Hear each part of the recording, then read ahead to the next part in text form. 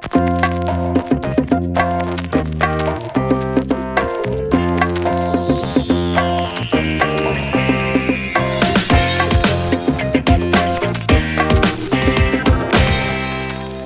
morning, everyone. My name is Rene Nguyen, and I'm the principal bartender and general manager at HANSON'S True Repair and HERMAN'S Loan Office in downtown Orlando. I want to thank Lindsay and Chris for having me here. I have to admit, I was a bit apprehensive initially. I haven't done a whole lot of public speaking since my undergraduate days, and frankly, like 8:30 in the morning is really early for someone in my industry. So, I mean, I can't remember the last time I was up at this hour and sober, so. But, you know, I digress. You know, kind of give you an idea of my background. I'm a 2006 graduate from UCF in business marketing. And I always kind of wanted to be where you guys are at right now. I always wanted to be in the creative industry. But, you know, it didn't work out that way. But in a roundabout way, I find myself today in your presence, in your company. And that's humbling, you know, so that's really cool. And I was asked to present today, and our topic is taboo. What is taboo? It's according to Google, it's a social or religious custom prohibiting or forbidding discussion of a particular practice or forbidding association with a particular person, place, or thing. You know, I think what I found most appealing about people in the creative field when I was younger and wanting to be in that industry was that there was no such thing as the notion of taboo in what you guys do, you know. Maybe a lot of you guys probably work in ad agencies or whatnot, or creative agencies. And in my mind, that's a form of commercial art, but once you kind of strip everything down, it's still art in its purest form. And that's not subject to taboo in my mind, you know. But what I'm going to go ahead and do is, you know, talk about, you know, moments in my personal and professional life where the word taboo was kind of relevant, or maybe moments in my life that were a little bit unorthodox that kind of brought me here to where I am today. So, you know, why am I here? I kind of question my credentials as to why I'm here, because I went on the website and saw some amazing speakers. Some of them are friends of mine, but it's also very humbling to be a part of the roster of some talented speakers as well. And so to kind of give you a little bit more an idea of my background and kind of parlay into the topic of taboo a little bit, I grew up as a Vietnamese American. So with that said, I was expected to get straight A's, get a scholarship, and have a predetermined career set upon me already, or set out for me, which was to be a doctor or an engineer, you know. And I kind of held to that standard for all the way up until the 6th grade. And that's when I discovered talking to girls on the phone, basketball, and then got my first B. And then I was summarily like grounded for a month because of that. So, but you know, with that kind of upbringing, like you're expected to have this prestigious career of being a doctor and engineer. It wasn't okay, or accepted in my family at least, to want to do something that wasn't practical. And that's you know, in my mind, a completely wrong train of thought, you know. I always wanted to do something creative, and I was always kind of pushed along to do really well in math, do really well in science, and while I did well, it wasn't my passion. So, you know, fast forward a few years, and I find myself at UCF, and I jumped through a lot of different degree programs. I declared probably about 5 different majors. And I went from, you know, digital media to, you know, computer engineering. And that was a trip in itself because I was in the computer engineering dorm and it was all guys. And I was like, I gotta get out of here. So, but I have eventually settled on creative writing, and I really fell in love with that. I read a lot when I was a kid, and was doing well. I actually had completed half of the degree in creative writing, and then started getting pressure from my family, like, what are you gonna do for a living? You know, how is this gonna be practical for you? And that really disappointed me, you know, but being like 18, 19, 20 years old, I thought about it, and I was like, you're probably right. And then I settled on a business marketing degree because I felt like that was practical and that I could still be creative in some way or another in that, in that field. And what ended up happening was I got the wrong internship when I was in the business marketing program. I actually got an internship to work at WESH News Channel 2 because I had declared myself as a minor in magazine journalism as well. So I did that, and then, as most of you guys probably know, if you don't get the right internship when you're in college, you have a really hard time finding the right job once you graduate. So where do most business marketing graduates go to die after they graduate? They go to sales. So,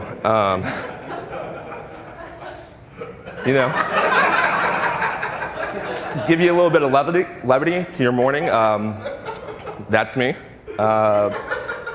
That's roughly about probably like 9 or 8 years ago. About 20 pounds less as well, But yeah, so I found myself working in the for-profit education sector. And it was cool. I mean, it was the first job. It had benefits, kept me from having to move home. And,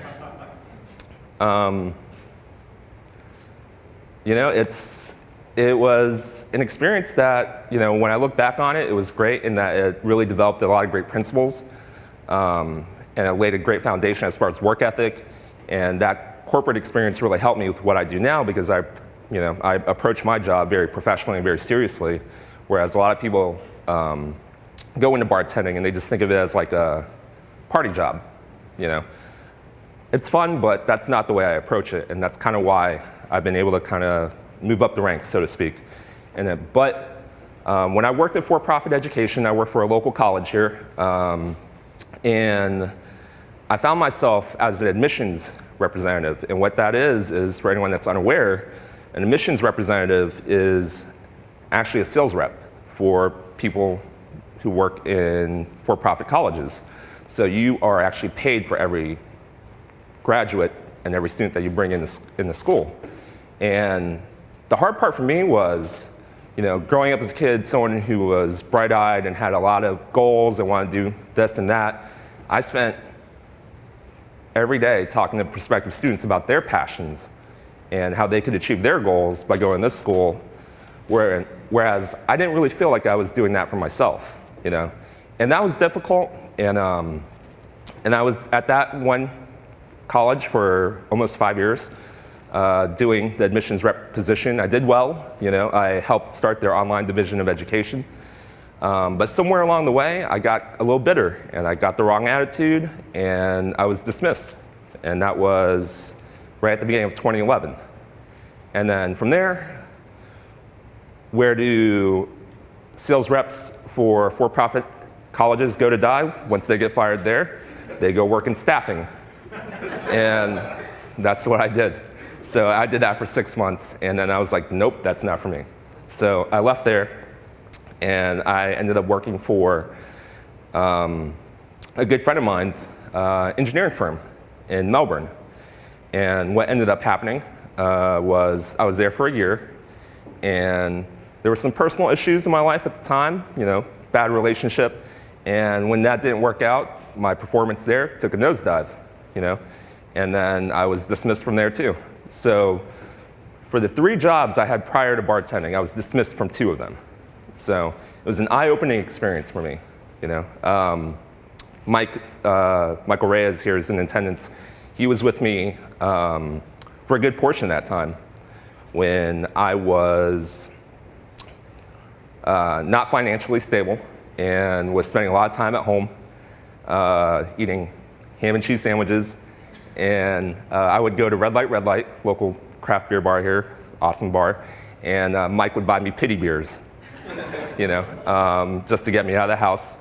And we went and got Chinese food one time, and Mike would buy me like Chinese food and dinner and all this other stuff. So thank you, Mike. Thank you for being here. But yeah, so that's kind of how this all kind of came about. And what happened next was when I was working that corporate, career, I actually discovered craft cocktails. And what happened was I was afforded a lot of vacation time, which is nice. It's something that I'm not afforded now, working in the hospitality industry. But in that time, I would travel a lot. I would go to New York, I would go to Chicago, I would go to San Francisco, mostly because I was a food enthusiast or a foodie, you know, and that's what drew me to those cities. But I guess the next logical step from good food is to finally discover good drinks, you know, and I was recommended to go to a bar in Chicago called the Violet Hour. It's in Wicker Park. It's off the Damon Stop. It's that left photo right there. That's just a photo I found on the internet of the bar, and absolutely fell in love with it. I walked in, didn't know what to expect because in college all I ever drank was like Jack and Cokes and like cheap beers.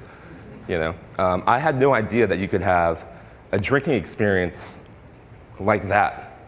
You know, to describe my first experience going in there, I was just absolutely blown away because I came in, unmarked door, you go in, and everything about the ambiance was curated, from everything being candlelit and the mood lighting, to the music being in the background, to the way the bartender dressed and the way that he bartended and the technique and everything like that. I absolutely fell in love with it.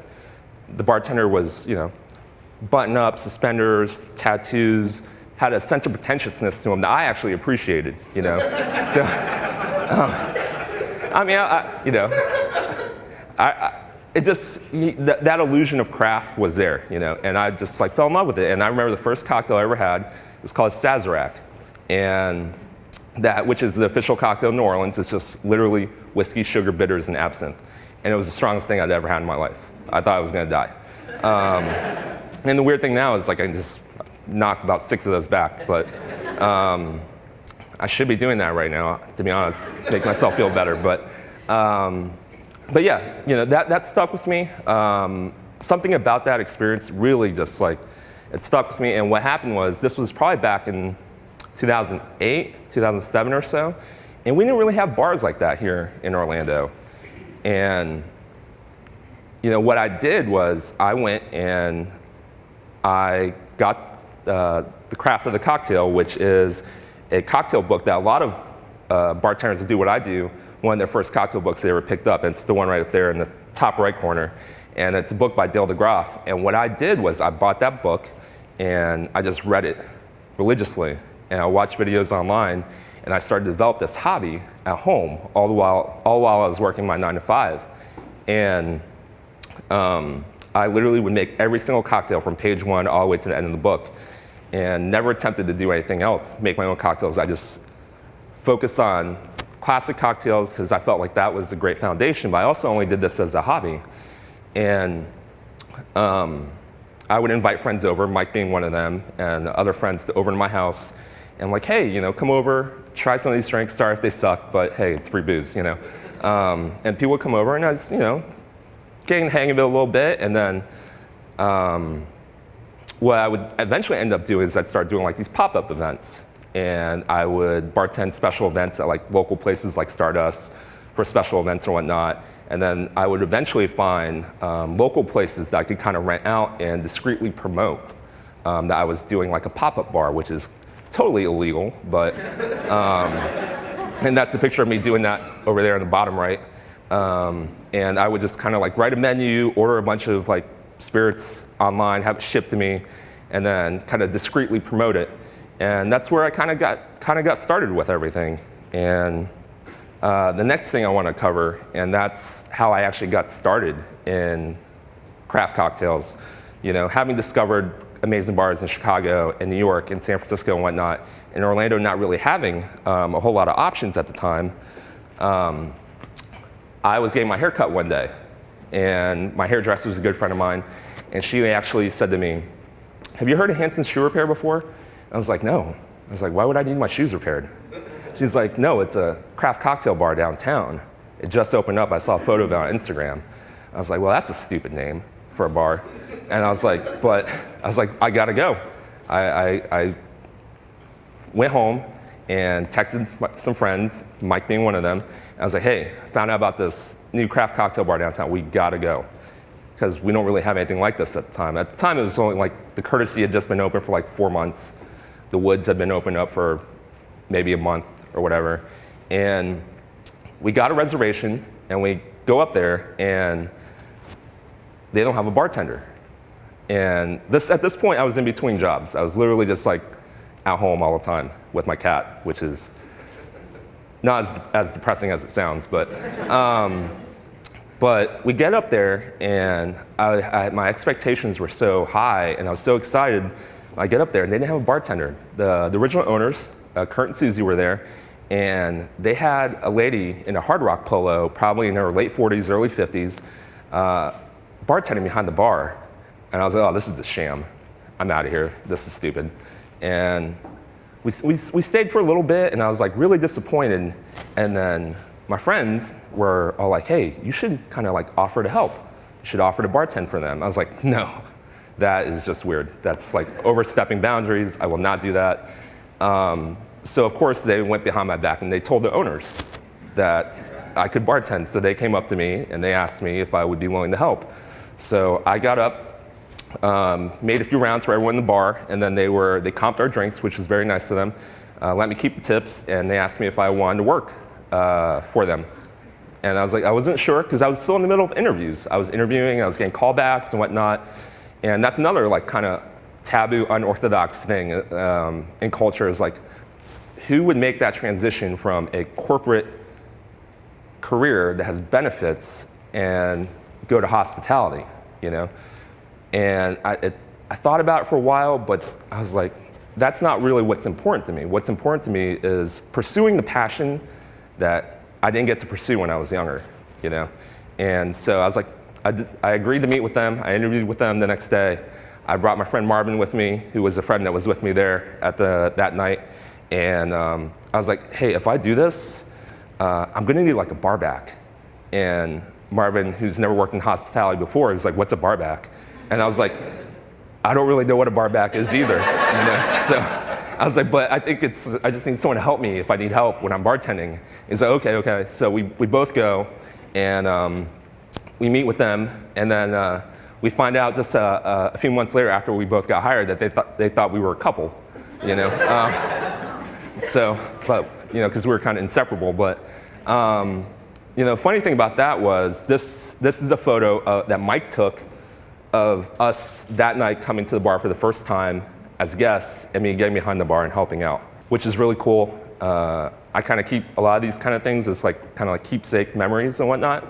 And then the conversation on the right is a text conversation I had with an old friend of mine, Jeremy, on prior to the very first night when I would officially come in and work. And the first quote is me.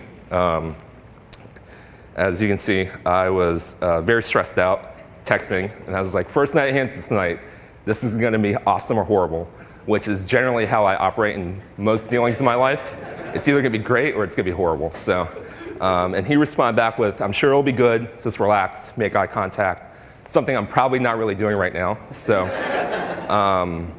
but yeah, that's another, just like these taboo, unorthodox things that are not social norms are kind of have been key moments in my life, you know, from not pursuing the career that my family wanted me to pursue, you know, to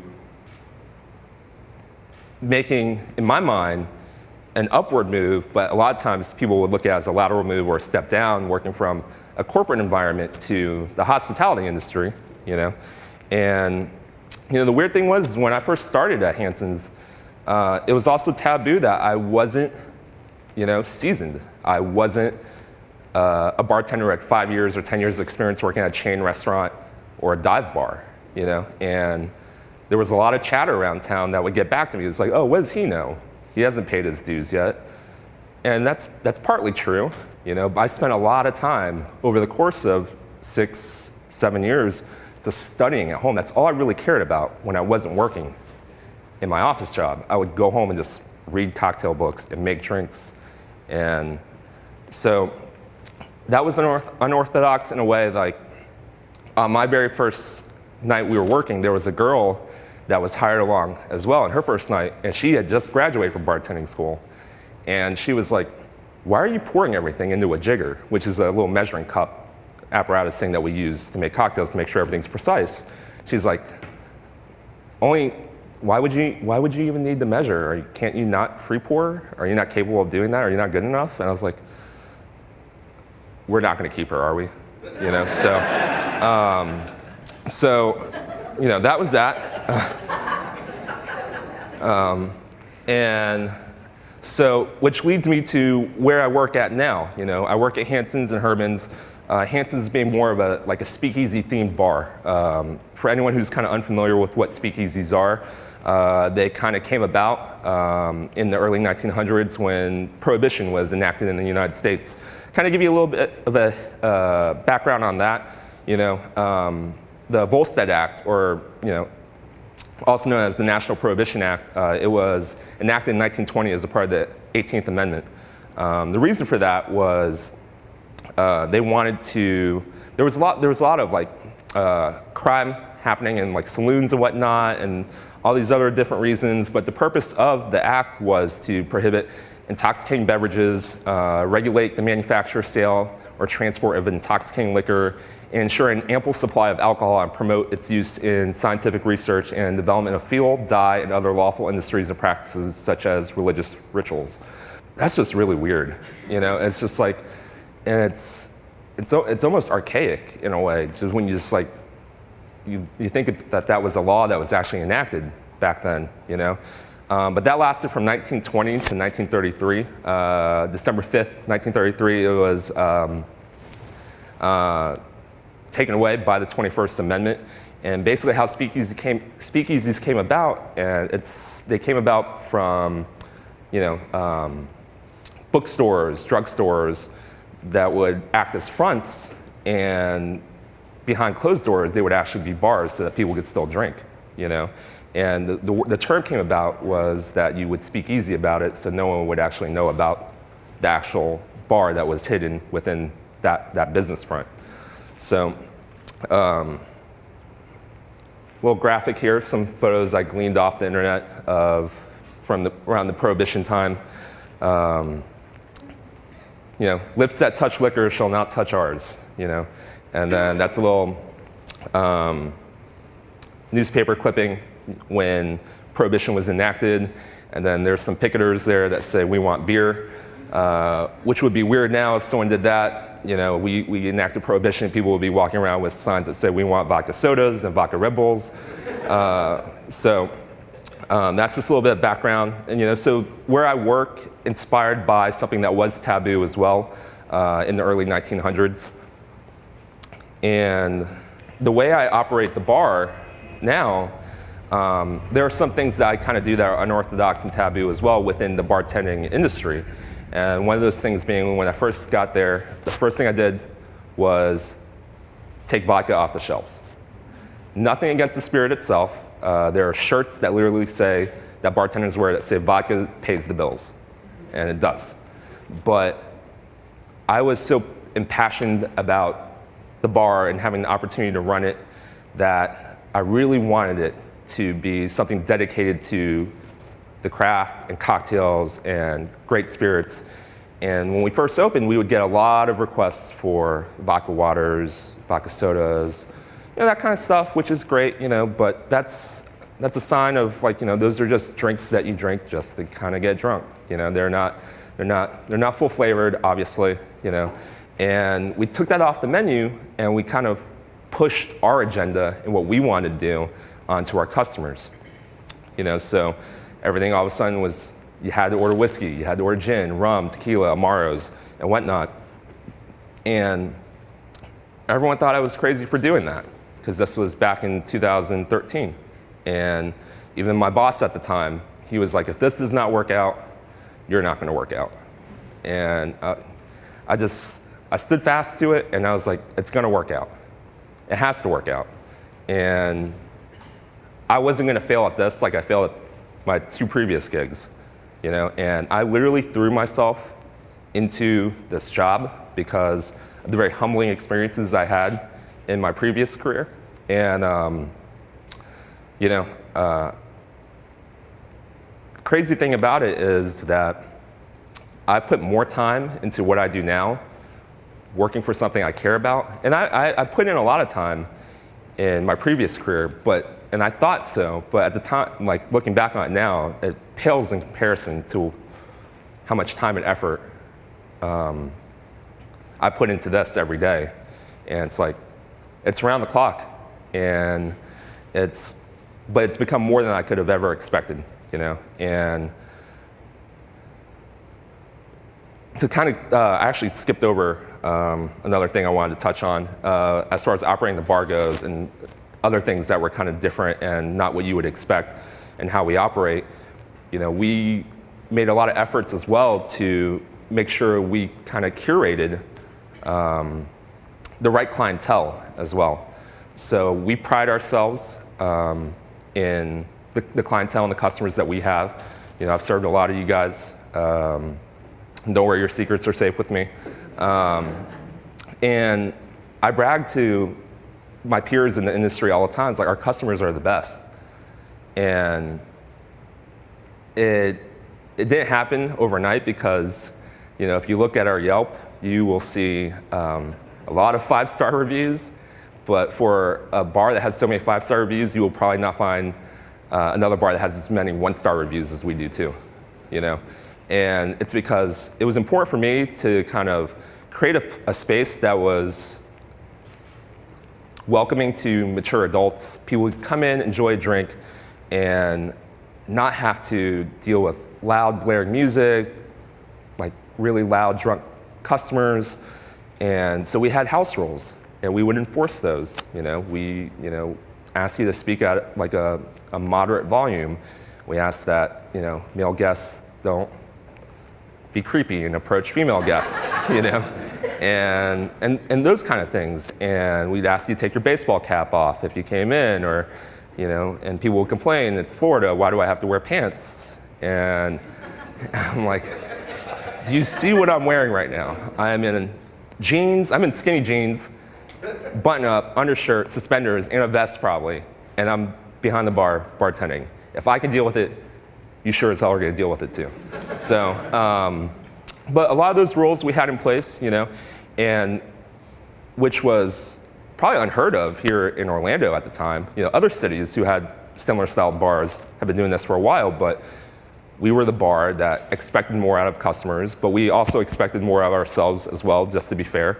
And that was all for the big picture of wanting to create a space that was welcoming to people we wanted to serve, and that, you know, Chris could go to, or Mike could go to, or Jeff, or Lauren, or Sean, all an audience that could go to and feel comfortable at and appreciate a good drink. So another one of those things where, you know, we would get bad reviews, or, you know, our peers would be like, why are you being like, you know, so like rigid about everything, or so stuck up or pretentious or rude? And we're not, you know, but we wanted to, we looked at it as from a bigger picture as opposed to a smaller picture, more of a macro level as opposed to micro, and that we felt like the long-term results of this would be better off, you know, and it has been, and it's been great. So, you know, up there, just some publications that we were in. You know, we've been going strong since January of 2013 now. We were in Punch magazine most recently, which was a big deal for me and for our bar. And we won Best Craft Cocktail Bar in 2016, voted by Orlando in Orlando Weekly's Best of Orlando polling. And in 2016, we opened up a second bar, HERMAN'S Loan Office, which is right down the street. A little bit different than what we do at HANSON'S, a little bit more accessible, a little bit more open-minded to you know, people wanting to have a little bit more fun, be a little bit more rowdy, but still craft cocktail focused. Nominated as one of Playboy's top new bars of 2016. We're in Pace magazine recently as well. With the topic being taboo, I look at it as more of it being an unorthodox moments in my life. So, and that brought me here, and that's allowed me to be successful. And that ranges from, again, not pursuing the career that my family wanted me to do, you know, to being self-taught in cocktails and not going through the training or having the experience or going through the repetition or the reps that other more seasoned bartenders had gone through. tying in the prohibition thing with the theme of our bar as well, and then just the way we kind of operate and run our business. With that in mind, you know, I think that hopefully that provides some takeaways as far as this morning discussion goes. And then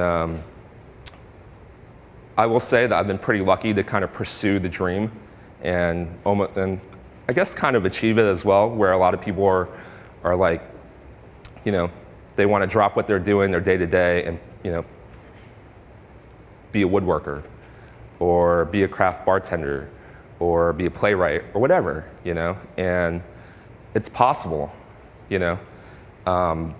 And you just have to remind yourself that it's okay to not always do what people expect of you or what society expects of you. It's okay to do what you expect of yourself, you know. And I kind of live by that motto. And I'm okay with admitting when I'm wrong, you know. And I will probably live that motto for the rest of my life, and hopefully allows me to be successful moving forward. Yeah, that's that. So.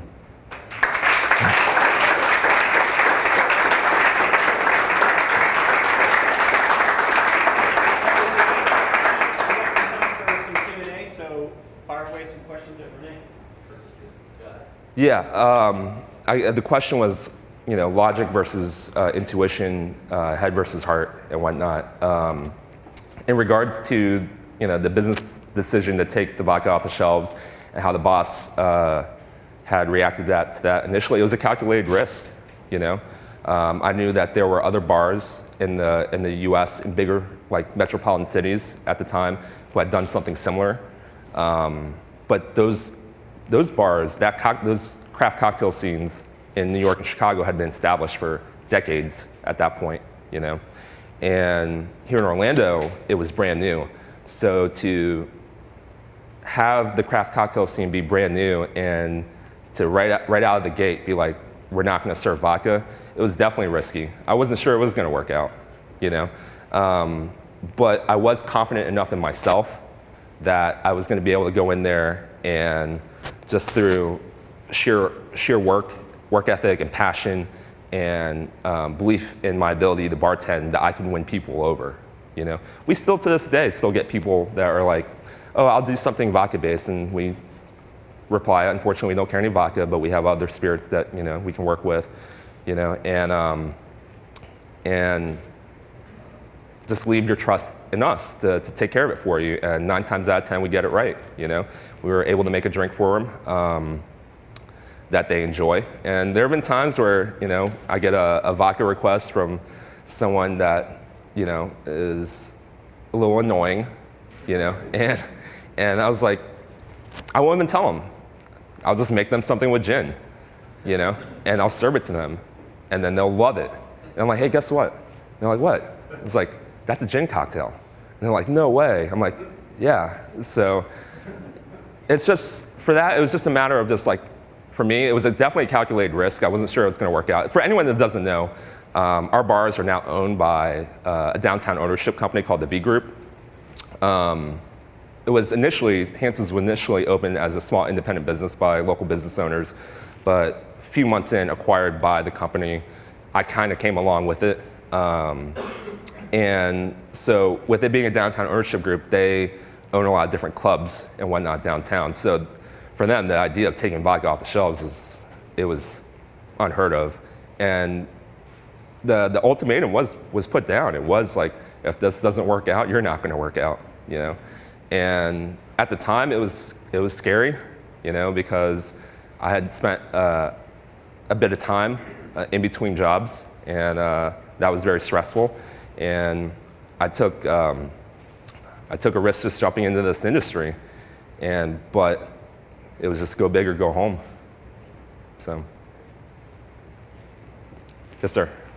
How do you find a good example between like setting an example of excellence yourself and like pouring into your team and finding the right team to kind of mesh together in your team? Does that make sense? It does.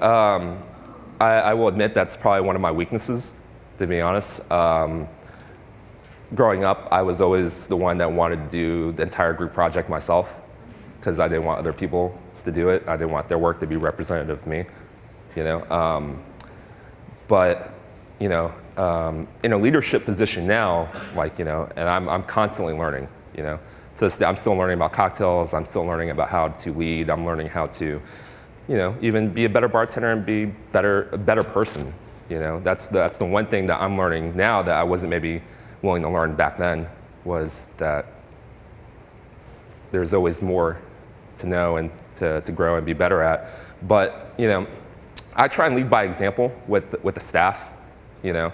The bartending comes in time. People always ask, like, how'd you learn how to do this? And I tell people, I'm just like, I'm self-taught. I just read books and watched videos online. If I could do it, anyone could do it. And that's true. It's memorization and it's repetition, it's muscle memory, that part of bartending.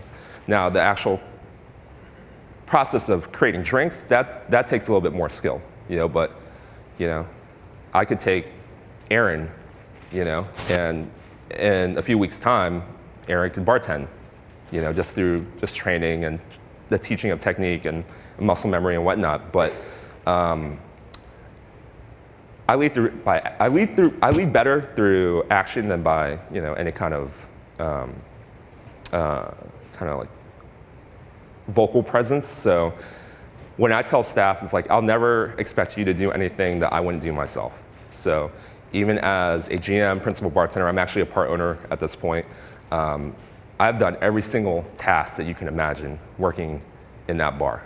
I've worked the door, I've bar backed, I've bartended, I've done the grossest things that you can think of as far as cleaning goes, you know. But I would never ask anyone to do anything that I wouldn't do myself, you know. So I hope that leading by example is something that the staff kind of can take from. And because it's hard to kind of like, not come down on staff, but hey, like, you know, do better at this or stop forgetting this if you're not doing it yourself. So with the staff, you know, I lead by example in that way. We actually, you know, if anyone's aware, there's a dearth of talent in town. There's not a whole lot of talent as far as craft cocktail bartenders goes. So, and we have a lot of bars now are opening up and doing craft cocktails. So what we have to do is sometimes there aren't people to hire.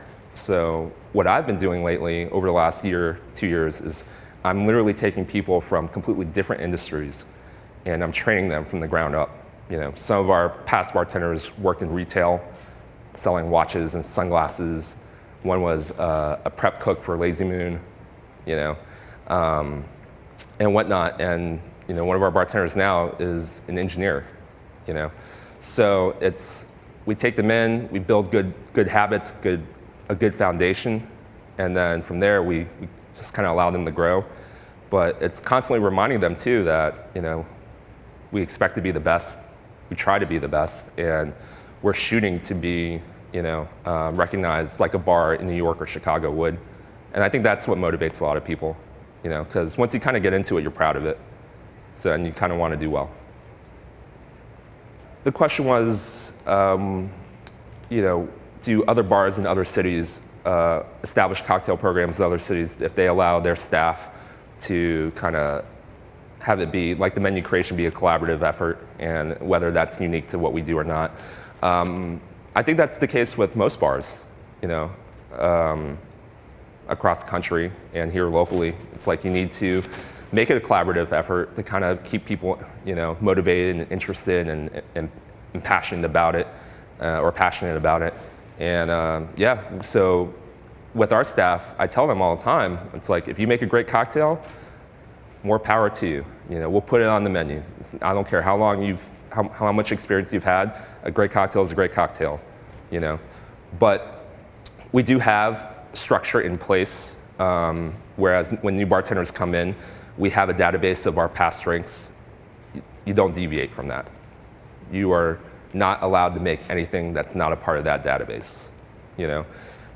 And then anything that you want to serve to a customer that you create, you know, I have to taste it first, I have to try it, and then we'll work on it. We'll spend hours on it. We'll tweak it by the smallest measurement, by a quarter ounce, by a bar spoon, you know. And once we sell on it, all right, this cocktail across the bar, then it can cross the bar.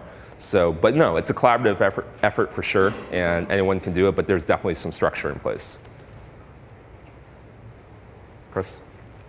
So you've obviously experienced going from HANSON'S to being able to open up a second location to now being, a co-owner, having a stake. Like you've achieved some success, from going back to where you were just a guy that jumped behind the bar. Mm-hmm. How much is that something that people should expect or motivate in that moment of like jumping into something that I need to experience a certain amount of financial freedom or success in this versus that wasn't a factor as to what you needed to happen in order to jump in and do something, in my experience, and for anyone who kind of maybe wants to jump into a passion project and whatnot, by all means, if you're comfortable doing it, do it. But there's it's not all like, it's not always all that you make it out to be. It's not as easy as you think it is, if you want to get into whatever that passion project might be. You have to jump into it 150%. You have to work harder than you've ever worked in anything in your life, because that's the only way you can be successful at it, because, for me, leaving the corporate industry, going into the hospitality industry, like, working in a corporate setting, there's a lot of support, there to support you. You have team members, you have management, you have this and that, you have benefits, for me, jumping into bartending, I was on an island by myself, I didn't have support from my family, wasn't accepted in the bartending community initially, and now we're all friends, which is great, and now my family is very supportive, but you can't go into it thinking that it's gonna just be like this dream scenario, because it's never like that. Like I have friends that are photographers, and and work in other industries, that they go in and they'll sit at a coffee shop, they'll do some editing, shoot a couple weddings, shoot a couple whatever, and then that's it, and they kind of struggle, and with their financial stability or their lifestyle and whatnot. And sometimes I talk to them, I'm like, are you capable of more? And oftentimes they'll say yes, and I was like, well, then you got to do it. You got to do the parts that aren't always comfortable or aren't always the funnest parts of the job. For instance, at one point in time last year, I was bartending 6 nights a week for about 5 months. And if there's any such thing as burnout, even for something that you love to do, I experienced it. I almost was like, selling my part of the bar, I'm done. I'm out. I'm gonna freelance, and but it's worked out. I got through the rough tides and whatnot. But yeah, I mean, that's really the advice that I would have to give is like, if you wanna get into it, you gotta pour everything you have into it, and you gotta do the parts and you gotta do the things that aren't always the glamorous parts. Yes, sir. Do you find that you had to either roll back or adjust any of your house rules to kind of find a place that was a sweet spot for your audience? We considered it for sure, but 4 years in now, we don't really need to anymore. Like everyone just gets it. Everyone understands now. Now we have customers that come in and they enforce the house rules on new customers, So it's cool in that way, The only exception is Aaron. Aaron's sitting right there. He's one of my great friends, great regular, but he's the only one that we let slide with the house rules. So we actually did not like each other when we first met. So it's funny how bartending can bring people together. Anyone else? Andy? Just thinking about your kind of service philosophy, because there is a fine line between loving your craft and making people who don't understand it feel less than versus helping them understand what that cocktail can be when they haven't been introduced to craft cocktails. Yeah. So like, how do you teach that within your team, that fine line that you guys definitely side of Mm-hmm. that pretentious versus let me help guide you into something new that makes. Yeah, it's definitely a fine line, you know. And the last thing we want to do, because we do work in the hospitality industry, is to turn people off to what we do. You know, it's not good business. And not to lie, sometimes we have done that because we've pretty much decided that you're not a customer that we want, you know. But that doesn't happen very often. But it is definitely a fine line, and I tell the staff all the time, it's like you have to find ways to offer what we offer in a way that's polite and respectful to the customer. I'll give you an example. We had a past employee, and this, I think about it now, and it really still just like really irritates me. But we had a couple come in, and the guy came up to the bar and asked the bartender. He ordered his drink, and then he asked our other bartender. He was like, "Can I get something kind of girly?" You know, and I know it's 2017, maybe not the appropriate word to use, you know, and we definitely don't assign drinks based on gender, for sure, you know. But the way that our bartender reacted to that was not appropriate.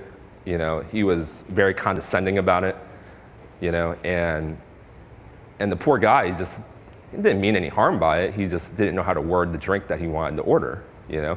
Ultimately, what he wanted to order was he just wanted something kind of sweet and refreshing, and that was it. And so I had to pull the bartender aside, and I was like, hey, like, there are better ways to go about doing this than being a pretentious social justice warrior and being rude to a customer, you know. It's like, okay, you know, you can just, all right, well, maybe girly is not the appropriate word to use to describe a cocktail. Well, give me a flavor profile, you know. So that's just an example. It is a fine line, and it's something that every bartender in every craft bar has to kind of like toe the line a little bit and maybe struggle with, because it's a gig that people are very passionate about, craft bartending. And sometimes with that, if you don't keep your ego in check, you can definitely come off as pretentious. And it can get the better of a lot of people, you know. And for me, I don't really have to worry about it that much because I don't really talk all that much when I bartend. So I just work, and I rely on my ethnicity for people to respect me when I bartend. So I don't talk 40 minutes in a day. So for me to talk 40 minutes right now is like, I probably won't talk at all tonight when I'm at work. So. We have time for one more question. Sure, Aaron. It's weird. Aaron asked what it's like to come in and be really green and be a rookie, and 4 years later, now I'm one of the most senior people in the craft cocktail scene. It's strange. It's a reminder that this job can come and go really quickly, and it's really weird because I came in and there were people that I leaned on and went to for advice that worked at other bars that have been doing this for a little bit longer, and now I'm that guy, and it's really weird because I don't think of myself that way, you know, but it's been an amazing experience, and I wouldn't change it at all. It's allowed me to be a part of the community that maybe I wasn't necessarily have been a part of before when I was just the boring dude behind a computer, you know. So, but yeah, it's been great, and I take the position or the role of being like a senior bartender in stride, but I am there to offer help and advice to any young bartender. I'll go to a bar. I went to the guest house like a few months ago, and I saw this bar back just working his ass off, and he was really, really passionate about wanting to become a bartender. I just gave him my number. And I was like, hey man, like I respect how hard you're working, you know. And I was like, if you ever need anything, you let me know. Questions, advice, anything like that. And no, I was not trying to take him from my bar, but that's the thing. I have a whole lot of respect for work ethic. Because really, sometimes that's all you really have when it comes to your career. So if I see someone working hard, and I'm always there to help.